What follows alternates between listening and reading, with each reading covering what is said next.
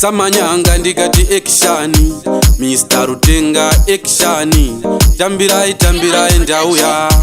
mukanya vakatora mai mukanya ndokubuda zvavo vakanange kuchipinge ndokundopiwawo hari inoyera saka somwi ndakuimbirai aiwa mukanya ndimi makazviparira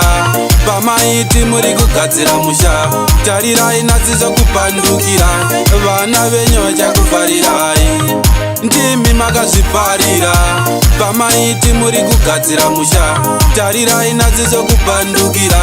vana venyu vachakufarirai nemisisitiudha mutori nenharo zvimwe zvinhu zvamunotambiraoso dzimwe inyoka dzisingaoneka kwadzagumira muchazodembawo zvokuomerai muchazodembawo zvokuteverai zvisiri zvenyu zvave kukutevera saka sisitiudha zvimwe itai muchidarikirwa mukanya ndimi makazviparira pamaiti muri kugadzira musha tarirai nadzizo kupandukira vana venyu vachakufarirai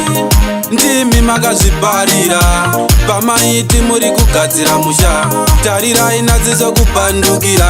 vana venyu vachakufarirai vakomana kwangove kuserera dhirihora vasikana ndivo vangove kusera kumabhawa chave kwangove kutengesa miviri apachina kana uchekuzeta baba ndimi makatanga kuvharisa magoni evana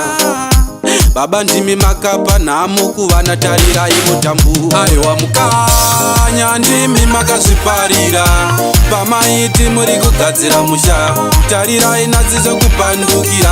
vana venyu vachakufarirai ndimi makazviparira pamaiti muri kugadzira musha tarirai nadzizo kupandukira vana venyu vachakufarirai nemisisitiudha mutori nenharo zvimwe zvinhu zvamunotambiraoso dzimwe inyoka dzisingaoneka kwadzagumira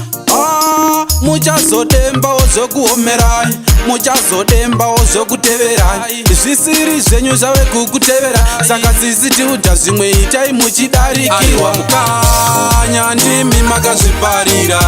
pamaiti muri kugadzira musha tarirai nadzizo kupandukira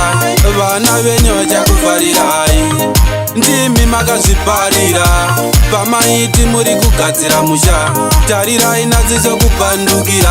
vana venyu vachakufarirai vakomana kwangove kuserera dhirihora vasikana ndivo vangove kusera kumabhawa chave kwangove kutengesa miviri